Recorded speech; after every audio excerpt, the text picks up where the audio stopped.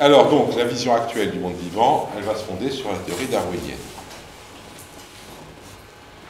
Je voudrais, avec le phénomène de sélection naturelle, je suis désolé, mais je veux reprendre un petit peu ça, parce que je veux qu'on soit bien d'accord là-dessus, pour après, quand on va parler de ce qui se passe chez les humains, etc. La sélection naturelle, c'est un processus assez complexe, qui inclut le phénomène de reproduction.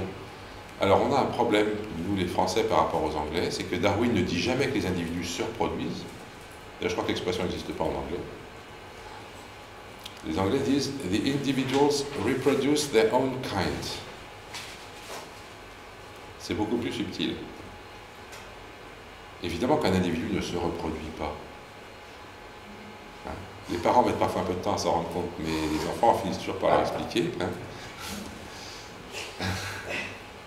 On ne se reproduit pas, bien sûr, on fabrique un descendant. On a reproduit quelque chose dans le processus, cette kind. Mais ce qu'on a reproduit, c'est pas soi. Donc l'expression française est particulièrement impropre. Donc mais excusez-moi, j'emploierai quand même l'expression française, je ne peux pas en faire autrement.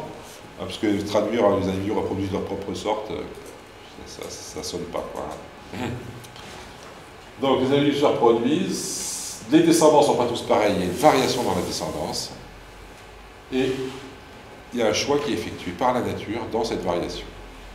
Alors pourquoi un choix? Alors d'abord, je voudrais bien insister sur le fait que la sélection darwinienne, ça se produit entre individus, hein, c'est pas entre espèces, que ce qui est optimisé dans le système, c'est donc les individus, leur fonctionnement. Hein, excusez-moi, j'ai peut-être été un tout petit peu trop vite.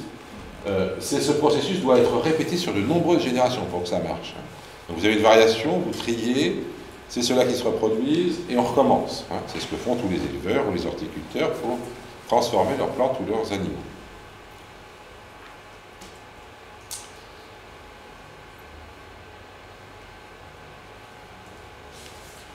L'image, pour bien expliquer ce que c'est que la sélection naturelle, il y a Richard Dawkins, biologie anglais, qui a trouvé une image que je trouve très belle. Il imagine deux petits dinosaures qui se promènent, et puis tout d'un coup arrive un T-Rex, hein, le tyrannosaure, le grand prédateur des petits mammifères, des petits, aussi sûrement d'ailleurs, mais des petits dinosaures.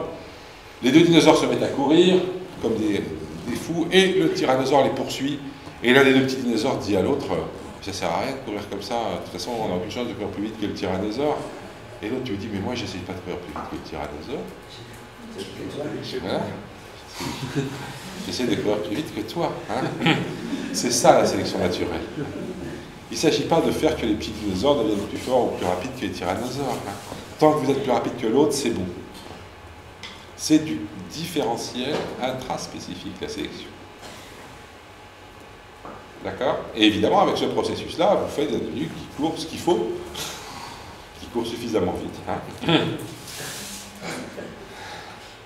Mais vous obtenez, voilà, et c'est tout le jeu de la sélection naturelle, de constamment fonctionner en différentiel dans l'espèce.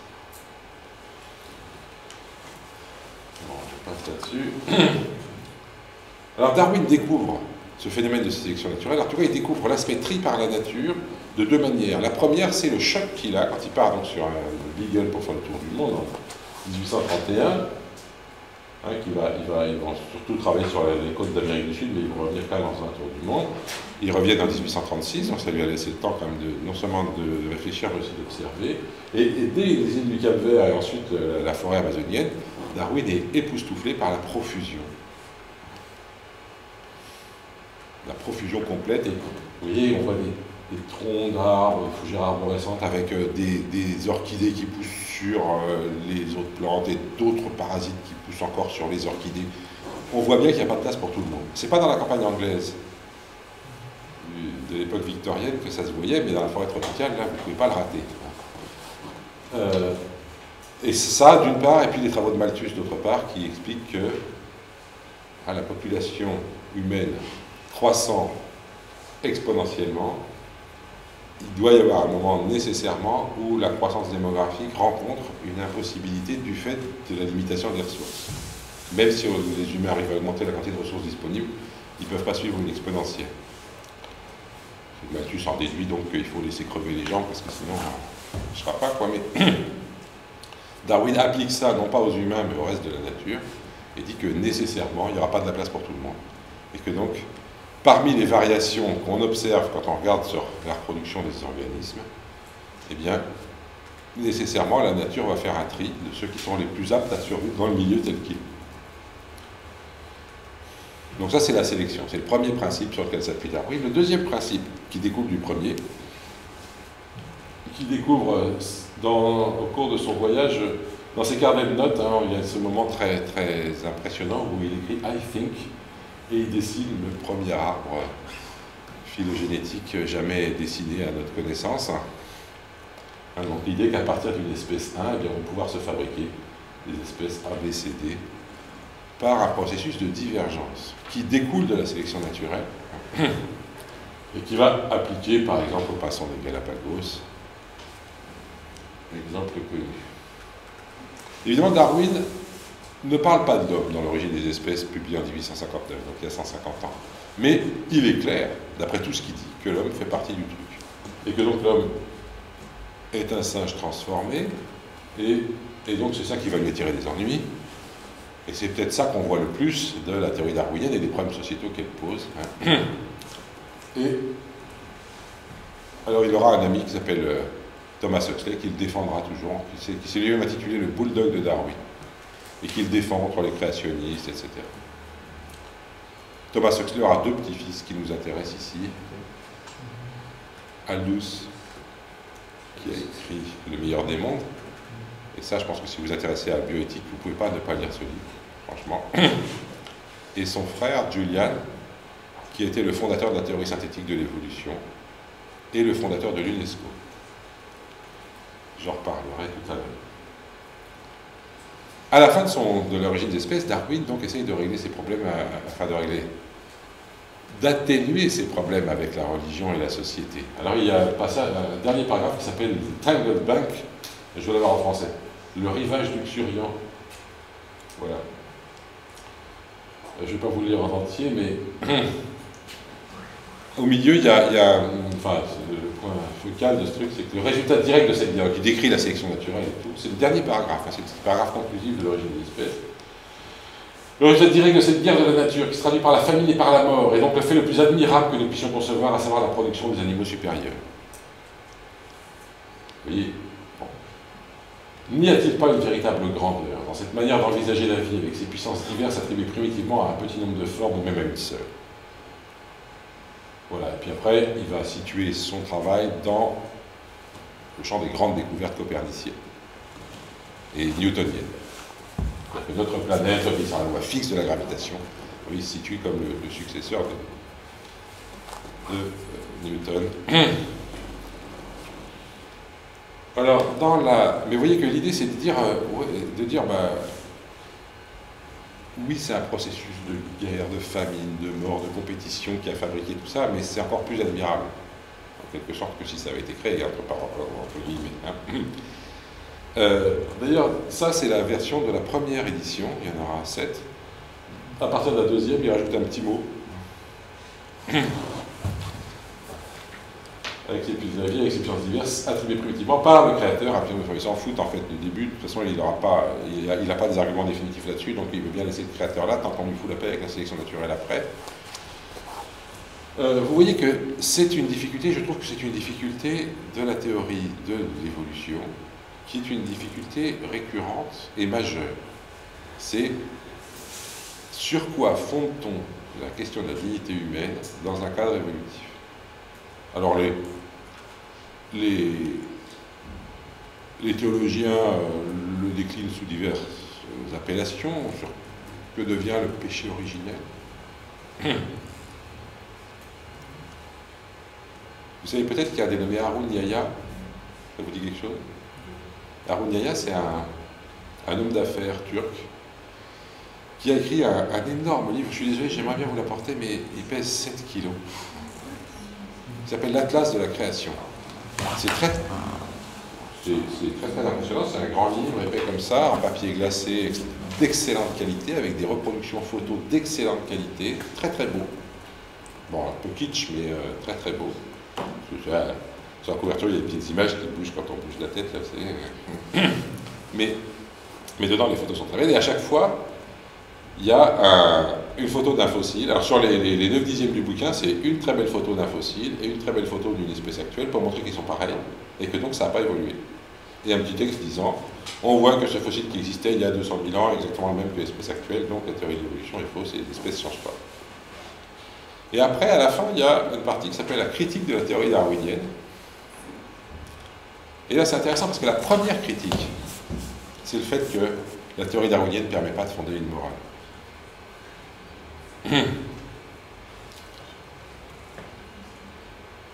Vous savez peut-être que le pape Jean-Paul II s'est exprimé sur la question dans une lettre tout à fait remarquable, dans laquelle il écrit que la théorie de l'évolution est aujourd'hui plus qu'une hypothèse, parce que de nombreux faits indépendants ne s'expliquent que dans le cadre de cette théorie. Et que donc, pour lui, il n'y a plus de raison, il n'y a pas de raison de ne pas donner le statut de vérité à ça, mais, dit attention, le fait de l'évolution n'est plus contestable.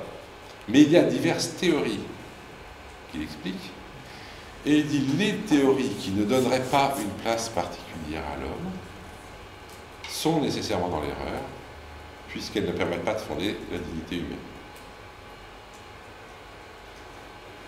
Donc ce problème de 1859 à aujourd'hui, il n'est pas réglé. Et il est d'autant moins réglé, entre nous, ça je pourra en discuter si vous voulez, que nos sociétés sont en train de faire la démonstration de l'immense difficulté qu'il y a à fonder une morale dans une vision totalement matérialiste du monde. Moi, je travaille sur la biodiversité. Ça m'arrive plusieurs fois d'aller discuter des questions d'éthique et de biodiversité. À l'ENA, par exemple. Je suis à l'ENA, à Strasbourg, et je fais une conférence aux élèves, et je leur dis, voilà, pour moi, la biodiversité, c'est quand même d'abord un problème d'éthique. Nous coexistons avec toute une série d'espèces, nous n'avons rien de supérieur à eux, nous avons des capacités cognitives et techniques très supérieures, et c'est donc notre responsabilité de respecter les autres êtres vivants. Et ils me répondent, mais si vous ne chiffrez pas économiquement... Vous voyez, je leur dis, mais si je chiffre le coût d'un prisonnier par rapport au fait de le gigouiller, ça sera moins cher de le tuer. Donc c'est comme ça que vous décidez si vous êtes pour ou contre la peine de mort. Pour moi, ça se ressemble, si vous voulez, parce que le problème de la peine de mort, économiquement, ça n'a pas de sens. Après, tout ce qu'on voudra, on peut discuter plein de choses, mais une chose dont on ne peut pas discuter, c'est qu'une société qui se donne le droit de tuer ses membres perd quelque chose par rapport à une société qui se l'interdit, pour moi. Et c'est un peu la même chose qu'avec la biodiversité. Une société qui se donne le droit de dévaster tout ce qui n'est pas elle perd quelque chose. Mais vous voyez, la réponse, elle est systématiquement comme ça. Et aujourd'hui, qu'est-ce qu'on est en train de faire ? La seule chose un peu efficace qu'on fasse pour essayer de faire que la biodiversité ne se détruise pas complètement, c'est justement de la monétariser. Et de calculer des services écologiques et de dire combien ça rapporte, etc. etc. D'ailleurs, les changements climatiques, le rapport Stern qui disait à quel point ça allait coûter du fric si on ne traitait pas le problème maintenant, a été très très influent pour obliger les États à s'en occuper. Donc on a un critère de décision qui est le critère dollar. Et moi je me sens très mal à l'aise vis-à-vis des critiques de type religieux à la théorie darwinienne. Je voudrais, si on avait su fabriquer une morale forte dans un cadre matérialiste et darwinien, j'aurais aucun problème. Mais moi, personnellement, j'en ai des problèmes par rapport à ça. Je pense que c'est le sujet de ce que vous faites ici. C'est comment on fabrique des critères et comment on s'y tient. On l'a. Excusez-moi, ça fait emballer, lui. Alors, donc, le problème du commencement de Darwin, on sait qu'il avait des idées, mais il ne les a jamais publiées. Il a écrit à un ami un texte extraordinaire que je vous livre. Il dit, on parle de l'origine de la vie, il demande pourquoi ça n'a pas recommencé, pourquoi il n'y en a pas eu plusieurs. Parce qu'au fond, personne croit, lui il ne croit plus à la génération spontanée, mais ici il y croit. Vous y croyez, vous? Bah, une fois au moins. Il fallait que ça commence quand même. Alors question, si ça s'est arrivé une fois, pourquoi ça n'arrive pas encore aujourd'hui? Et réponse de Darwin, il dit si et quel grand signe, nous pouvions concevoir dans quelques petites mares tièdes, en présence de toutes sortes de sels, d'ammonium, phosphorique, de lumière, de chaleur, d'électricité, etc., qu'un composé protéique soit formé chimiquement, prêt à subir des changements plus complexes, aujourd'hui, une telle matière serait instantanément dévorée ou absorbée, ce qui ne serait pas arrivé avant que les formes vivantes n'existent. C'est-à-dire que son idée est très simple, c'est que si ça arrive, dès que ça arrive, on la bouffe. La nouvelle origine.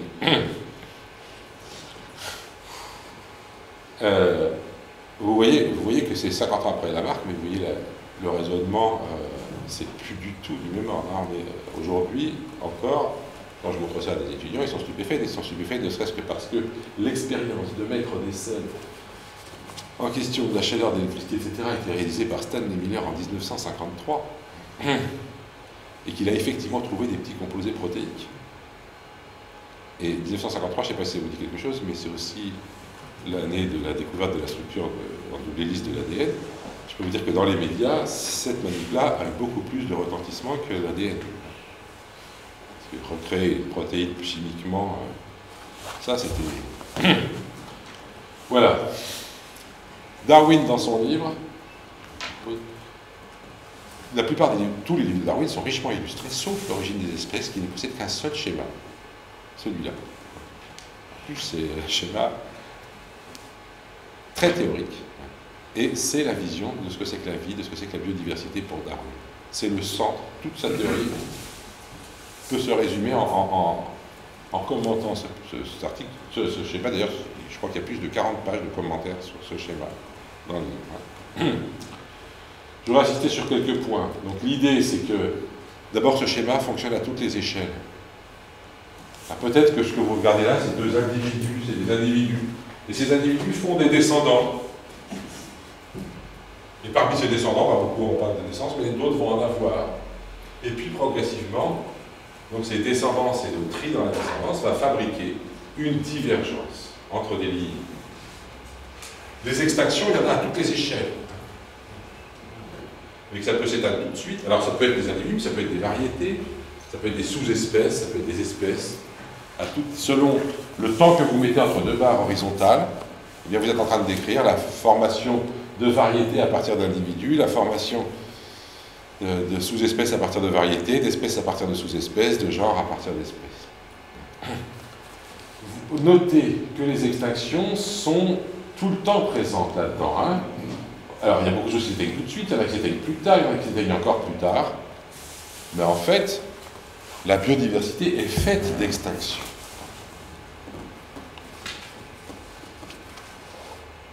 Je reprends à ce sujet-là d'ailleurs l'image très jolie de Jean-Claude Amezen dans la sculpture du vivant, je ne sais pas si vous en avez parlé. Oui. L'idée que la mort des individus et la mort des cellules, ça n'a rien à voir. Enfin, c'est pas la même chose en tout cas. La mort cellulaire, c'est un moyen de fabriquer l'individu et de le protéger. Alors, vous savez tous que les doigts seraient soudés si jamais il n'y avait pas une apoptose des cellules. Donc, c'est ça l'idée de la sculpture. Notre corps est sculpté par la mort des cellules. Eh bien, moi, je dis que la biodiversité est sculptée par l'extinction des lignées. S'il n'y avait pas toutes ces extinctions, il y aurait une espèce d'horrible continuum là-haut. Ce qui structure la biodiversité, c'est les extinctions et le fait qu'il ne reste que certaines lignées. Dans ce cas, là, je finis de répondre à votre question de tout à l'heure. Vous voyez qu'une espèce, c'est une branche de l'arbre qui s'est suffisamment différenciée des autres pour qu'on ait envie de lui donner un statut d'espèce. Et qui est-ce qui peut avoir envie, de façon suffisamment compétente pour convaincre les autres? Eh bien, c'est les spécialistes de la taxonomie de ce groupe-là. Donc, la biodiversité, c'est ce processus constant d'apparition de nouveautés, d'extinction. Et évidemment, la biodiversité fonctionne, tout le système fonctionne si, globalement, le bilan est relativement positif. C'est-à-dire si les extinctions sont plus que compensées par les différenciations. Et ces différenciations, elles commencent à l'échelle des individus. C'est pas, il y a une espèce qui s'éteint, pop, il y a une espèce qui arrive ailleurs.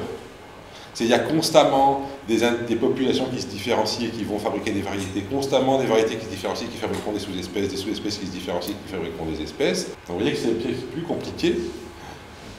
Hein, moi, c'est ça qui me terrorise dans ce qui se passe actuellement sur la biodiversité, c'est que tout le monde est là à dire il faut conserver les espèces. Mais on n'en a rien à foutre de conserver les espèces. Ce qu'il faut, c'est conserver le processus. Alors après, les gens me disent oui, mais les politiques, ils ne comprennent pas. Ça, ils comprennent très bien ce que je vous dis là. Je suis sûr que n'importe quel politique peut le comprendre. Simplement, c'est plus compliqué. Mais le danger, si j'avais pour raison de simplification, parce qu'on prend les autres pour des cons, on raconte qu'il faut sauver les espèces, alors chaque politique va mettre un peu d'argent pour sauver le panda ici, la petite pervenche de machin chouette là, etc. Et en fait, ça ne servira à rien. Ça sert à quelque chose d'essayer de conserver les espèces si on se dit qu'on est en train de remettre en route la machine et que du coup, il y aura ce qu'il faudra pour réamorcer la pompe le jour où on aura mis en place un système qui fonctionne. Mais si on laisse un système qui ne fonctionne pas et qu'on met au frigo les trucs qui existent actuellement, alors là, c'est la cata. Je finirai là-dessus. Voilà, bon, des arbres comme ça, il y en a eu plein. Après, mais dès le début, dès qu'on a commencé à mettre des vrais noms dessus, ça c'est pas Darwin, c'est Haeckel, l'homme s'est retrouvé en haut de l'arbre quand même.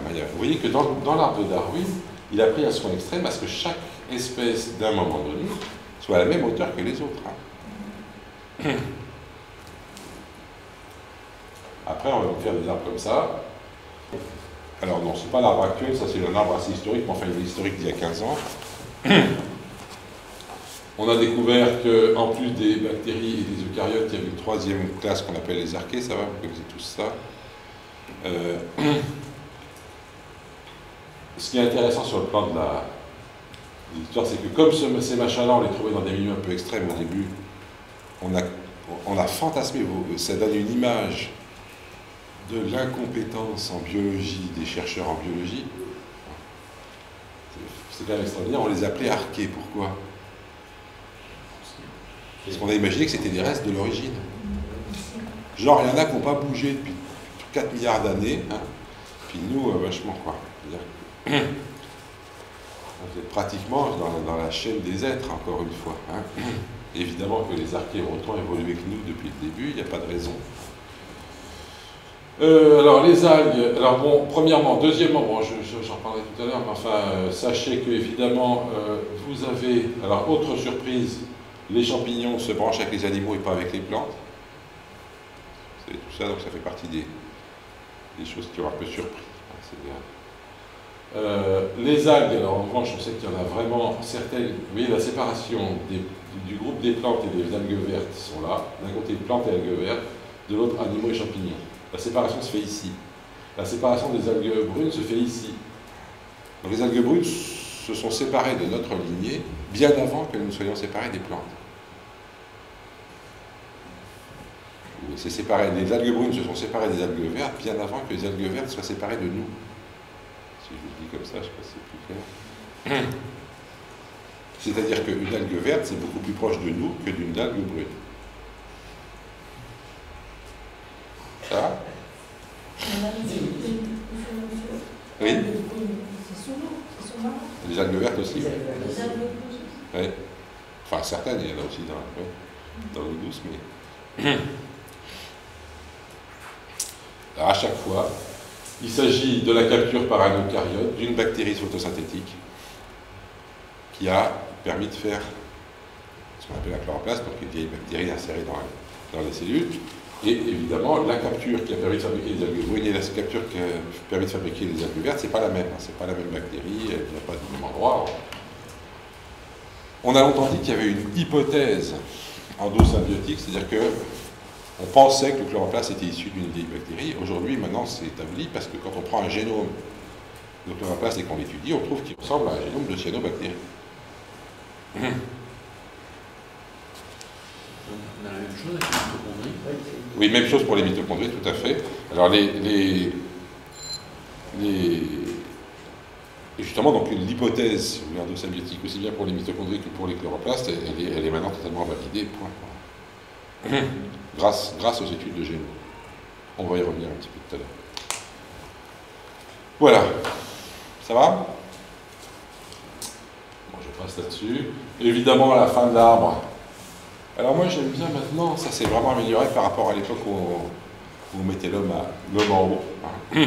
Maintenant, d'abord, on met la femme et on ne la met plus en haut ni en bas, c'est-à-dire qu'on la met dedans. Et en fait, grâce à la séparation qu'on a découverte maintenant entre le bonobo et le chimpanzé, maintenant qu'on sait qu'il y a deux espèces, c'est assez intéressant parce que l'arbre est devenu, vous voyez, on part d'un côté vers les gorilles, mais ça c'est pas un gorille, hein, c'est un ancêtre du gorille et de nous qui ressemble autant au gorille qu'à nous, et puis de l'autre côté, pardon, les orang-outans d'abord, ensuite les gorilles, ensuite les humains, et ensuite les chimpanzés et les bonobos.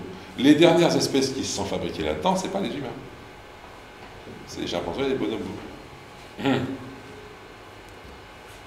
Donc quand on dit l'évolution a fait ceci et puis in fine l'homme, non, in fine le bonobo.